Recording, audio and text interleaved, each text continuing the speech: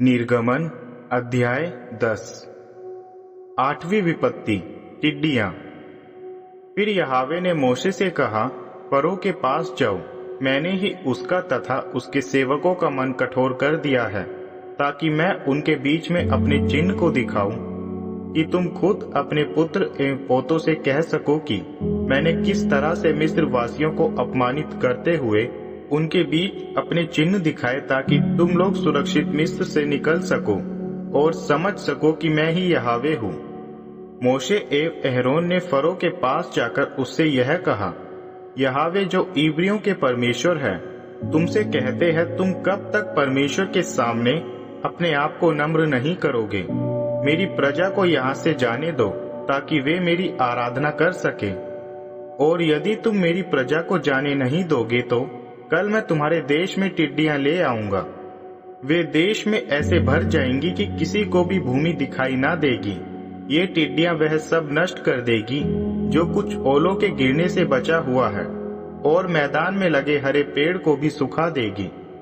फिर तुम्हारे तथा तुम्हारे सेवकों तथा पूरे मिस्र वासियों के घरों में टिड्डियां भर जाएगी। ऐसा तो तुम्हारे पिता ने और उनके पूर्वजों ने जन्म से लेकर अब तक कभी नहीं देखा होगा। यह कहने के बाद मोशे फरो के पास से चले गए। फरो के मंत्रियों ने फरो से पूछा, और कब तक यह व्यक्ति हमारे लिए परेशानी का कारण बनेगा? इन्हें जाने दो, ताकि वे यहोवा अपने परमेश्वर की आराधना कर सके। क्या आपको नहीं मालूम कि मिस्र देश नष्ट हो चुका है? मोशे तथा अहरोन को फरो के पास लाया गया। फरो ने उनसे कहा, जाओ और यहोवा अपने परमेश्वर की आराधना करो। कौन कौन है जो तुम्हारे साथ जाएंगे? मोशे ने उत्तर दिया, हमारे साथ हमारे बालक और हमारे वृद्ध, हमारे पुत्र पुत्रियां, हमारे पशु एवं भेड़ बकरियां सब जाएंगे, क्योंकि हम यहोवा के सम्मान में उत्सव मनाएंगे।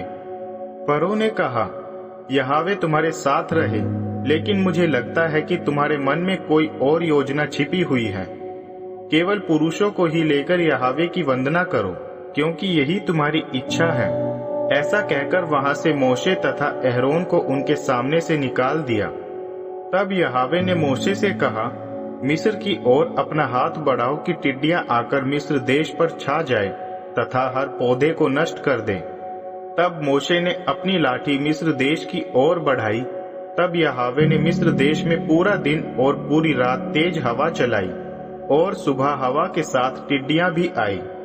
टिड्डियां पूरे मिस्र देश पर फैल गई। वे असंख्य थी। इससे पहले इतनी टिड्डियां कभी देखी नहीं गई थी, और ना ही इसके बाद ये ऐसी बड़ी संख्या में देखी जाएगी।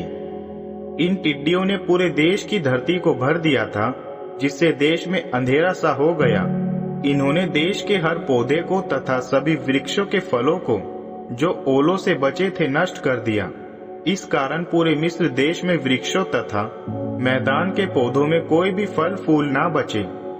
तब फरो ने जल्दी से मोशे तथा अहरोन को बुलवाया और उनसे कहा, मैंने यहोवा तुम्हारे परमेश्वर तथा तुम्हारे विरुद्ध पाप किया है, इसलिए कृपा कर मेरे पाप क्षमा कर दो, और यहोवा अपने परमेश्वर से विनती करो कि वह इस मृत्यु को मुझसे दूर कर दे। मोशे फरो के पास से बाहर चले गए और उन्होंने यहोवा से विनती की। तब यहोवा ने हवा की दिशा को बदलकर टिड्डियों को लाल सागर में डाल दिया। तब पूरे देश में एक भी टिड्डी नहीं बची। किंतु यहोवा ने फरो के मन को कठोर बना दिया। उसने इस्राएलियों को जाने नहीं दिया। देश पर अंधकार। तब यहोवा ने मोशे से कहा, अपना हाथ आकाश की ओर बढ़ाओ, ताकि पूरे मिस्र देश पर अंधेरा छा जाए, इतना गहरा अंधकार कि उसे स्पर्श कर सके।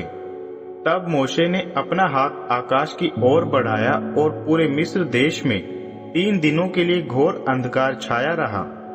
कोई भी एक दूसरे को देख नहीं पाया, और कोई भी अपनी जगह से 3 दिन तक नहीं हटा, लेकिन पूरे इस्राएलियों के घर में रोशनी थी।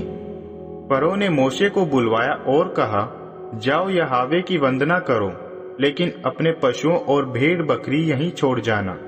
तुम्हारे बालक भी तुम्हारे साथ जा सकते हैं। किंतु मोशे ने उत्तर दिया, हमें बलि तथा होम बलि के लिए पशु और भेड़ बकरी ले जाना जरूरी है। ताकि हम यहावे अपने परमेश्वर को बलि चढ़ा सकें। इसलिए हमारे पशु भी हमारे ही साथ जाएंगे, हम कुछ भी यहाँ नहीं छोड़ेंगे जब तक हम अपनी जगह नहीं पहुंच जाते। हमें नहीं मालूम कि हमें यहावे हमारे परमेश्वर की आराधना किस प्रकार करनी होगी।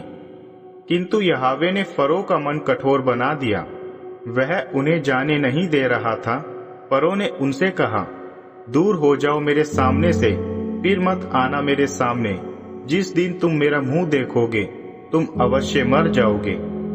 मोशे ने जवाब दिया, ठीक कहा तुमने, अब मैं तुम्हारा मुंह कभी ना देखूंगा।